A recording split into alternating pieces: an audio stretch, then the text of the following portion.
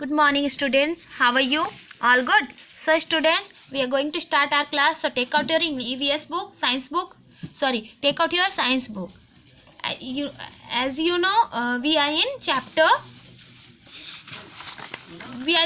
6, and in our last class we had completed answer this question, but some exercise was remaining. So, we are going to complete that remaining exercise. So, let us start. Open the page number 254 open करेंगे आप लोग. So as you no, आपको ये homework दिया गया था. Complete by filling the missing words को fill करना था, कंप्लीट करना था ये सेंटेंस को. तो आई होप आप लोगों ने किया होगा, बट चलिए कोई बात नहीं. आगे हम लोग करते हैं. Number A, blank plus water plus sunlight is equal blank. ये आपका दिया हुआ है. तो आपको इसको देखकर क्या पता चल रहा है, ये किसका है? फोटोसिंथेसिस का दिख रहा है ना, फोटोसिंथेसिस का वर्क दिख रहा है. सो आप यहाँ पर देख सकते हैं पेज नंबर 53 में, 253 में यहाँ पर देखिए क्या दिखा है. जो फोटोसिंथेसिस जो मेथड है उसके बारे में कैसे लिखा है. Carbon dioxide plus water, sunlight and chlorophyll is equal starch plus oxygen plus water vapour. So यही हमें कंप्लीट करना है. So we have to write here carbon dioxide. First क्या होगा, इसका मतलब ये है कार्बन डाइऑक्साइड और वाटर सनलाइट की प्रेजेंस में क्या बनाते हैं, स्टार्च और ऑक्सीजन बनाते हैं और वाटर वेपर बनाते हैं. तो वही हम लिखेंगे यहाँ पर, ठीक है. सो कार्बन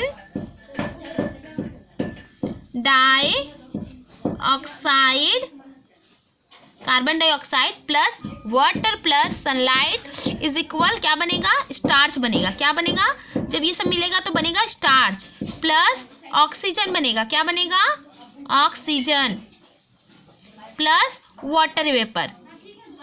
भाप बनता है ना, भाप निकलता है, ठीक है, वाटर वेपर. सो ये लाइन अब कंप्लीट हुई. इस तरह से हमें ये मिसिंग वर्ड्स कंप्लीट करनी है. नंबर बी पे है पोलेन प्लस क्या होगा, जो एक सीड बनेगा तो पोलेन प्लस एग से पोलेन मिलता है तो क्या बनता है, सीड बनता है. नंबर सी क्या है, ड्राइड पेटल्स, सूखे हुए पत्ते. तो हम सूखे हुए पत्ते से पोटेपरी वाले आपने देखा ना एक्टिविटी करके, तो क्या क्या चीज़ मिलाते हैं जो पोटेपरी बनता है. पोटेपरी बनाने के लिए हमें ड्राइड पेटल्स, सूखे हुए जो पेटल्स हैं उनके साथ साथ क्या डालना होता है, हमें क्लोव्स डालने होते हैं ना, लौंग डालना होता है, प्लस क्या डालना होता है, सिनेमन डालना होता है, क्लोव्स एंड दालचीनी डालते हैं. और उसके बाद स्वीट स्मेलिंग ऑयल भी डालते हैं और बनता है हमें पोटेपरी मतलब इत्र होता है ना, स्वीट स्मेलिंग ऑयल ये मिलाते हैं और हमारा क्या बनता है, इत्र बनता है. इत्र जो खुशबू के लिए लगाते हैं ना वो. So this way you can complete this missing words. I hope अब आपको क्लियर हो गया होगा. आगे बढ़ते हैं. Number 3, fill in the blanks में. फिल इन दी ब्लैंक्स में क्या करना है आपको, मतलब अप्रोप्रिएट वर्ड्स को से फिल करना है, मतलब जो जरूरी वर्ड्स है उसे फिल करने हैं. सो नंबर 1 पे क्या आता है, anther of a flower contain. तो फ्लावर में जो एंथर होता है उसमें क्या होता है, पाउडरी सब्सटेंस होते हैं कॉल्ड पोलेन, जिसको पोलेन कहते हैं हम. इसको पाउडरी सब्सटेंस, पाउडर की तरह एक सब्सटेंस पाया जाता है, तो इसे हम क्या बोलेंगे, पाउडरी सब्सटेंस कॉल्ड पोलेन, ठीक है, substance. So write down it, called pollen. Clear? Okay, let's move number B.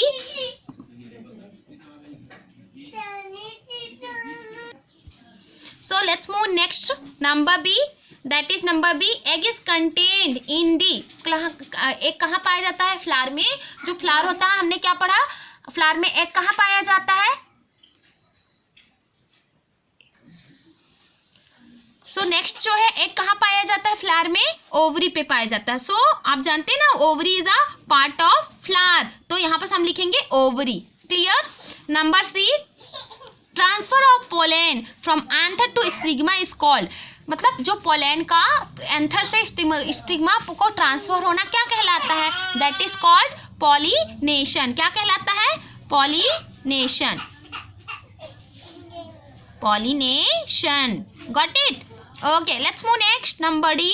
The main vein of a leaf is called, leaf की जो मेन वेन होती है, आपने देखा पत्तियों में एक मेन वेन होती है, बहुत सारे वेन्स होते हैं ना पत्तियों में, just like that our hand, हमारे हाथों की तरह पत्तियों में भी, और पूरे पत्तियों का जो स्ट्रक्चर हमने देखा उसमें वेन्स पाई जाती हैं। तो वेन्स की जो मेन वाली वेन्स है उसको क्या कहते हैं? The main vein of a leaf is called, पत्तियों की जो मेन वेन है उसे कहा जाता है, क्या कहा जाता है?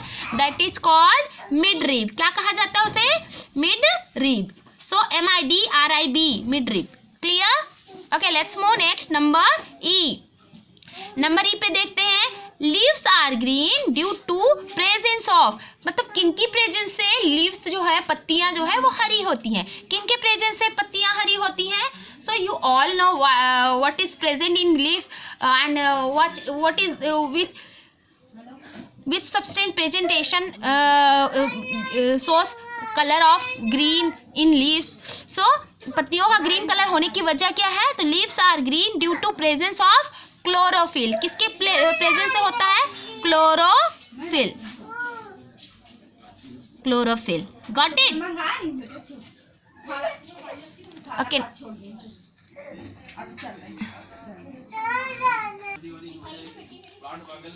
सो नंबर एफ क्या है हमारा? Blanks are food factories of a plant. Plant की कौन सी पार्ट है जो फूड फैक्ट्री कहलाता है? कौन सा पार्ट है? As you know, leaves are the food factories of plant. हमारा जैसा खाना किचन में बनता है, फैक्ट्रीज में बहुत सारी खाने पीने की चीजें बनती हैं, जस्ट लाइक दैट प्लांट्स का जो फूड है वहाँ कहाँ प्रिपेयर होता है? वो है उनकी लीव्स में प्रिपेयर होता है। So we have to write here leaves. Leaves are food factories of a plant. Clear, students? Okay, let's move next. Number G. Number G, you can see here, number G, after the seed is formed, जब बीज बनता है, the petals of flower fall off, जो petals होते हैं, flower की जो petals होते हैं वो गिर जाते हैं, and the ovary change into,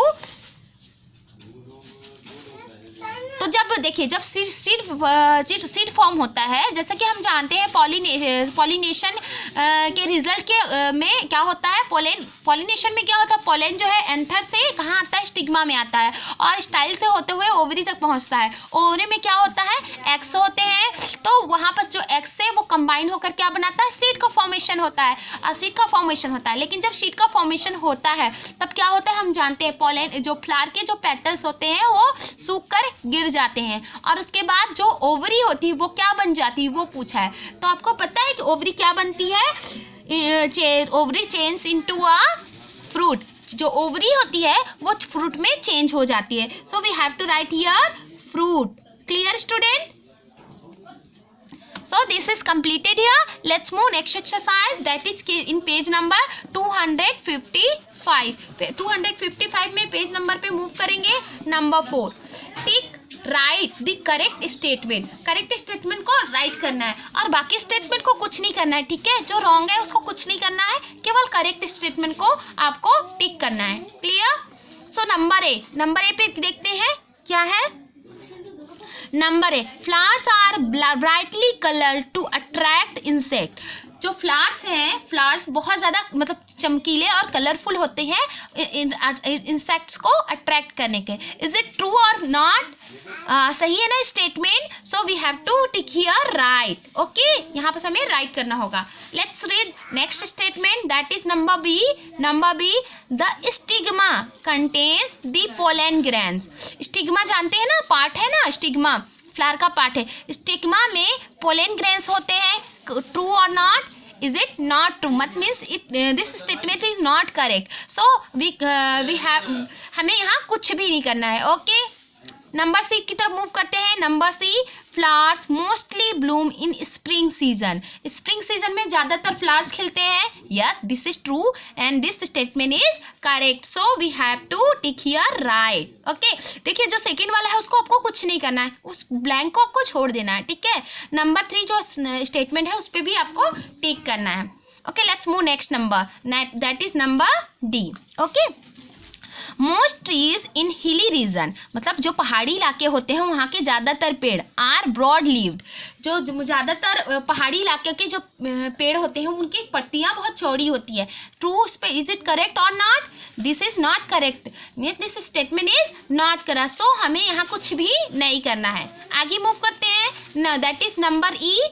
all leaves are green in colour, सभी जो है सभी जो पत्तियां वो हरी होती हैं. यस, मतलब मोस्टली, नॉट मतलब एग्जैक्टली ऑल. हम एग्जैक्टली ऑल तो नहीं कह सकते, कुछ कलर्ड भी होती हैं ना जिनमें कैरोटीन पाया जाता है, तो वो पत्तियां कुछ कलर्ड होती हैं.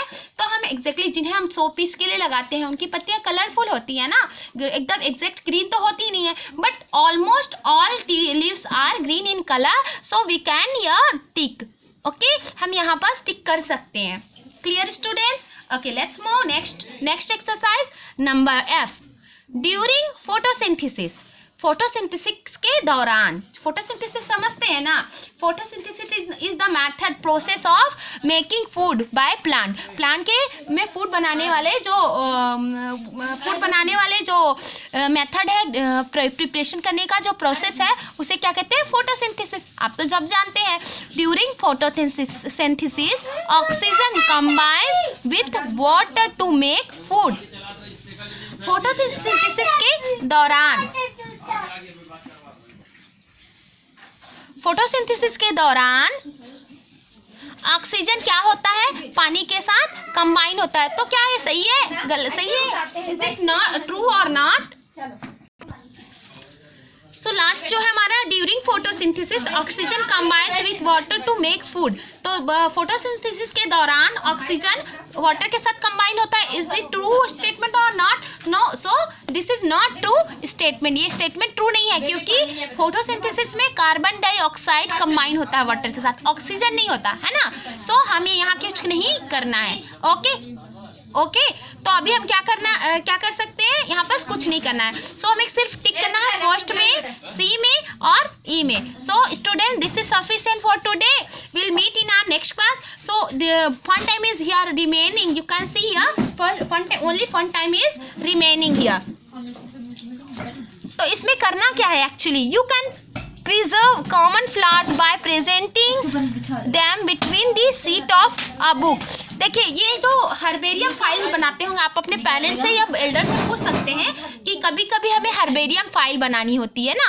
हर्बेरियम फाइल कैसे किया जाते हैं? तो उनको प्रिजर्व, हर्बेरियम फाइल बनाना मतलब फ्लावर्स या लीव्स को या पार्ट्स ऑफ प्लांट्स के पार्ट्स को प्रिजर्व करना मतलब सुखाकर उनको संरक्षित करना. तो you can preserve common flower bye presenting them between the sheet of book के बीचों बीच फ्लावर के पार्ट्स को आप उसमें प्रिजर्व कर सकते हैं, मतलब रखकर सुखा सकते हैं. Leave the flowers for leave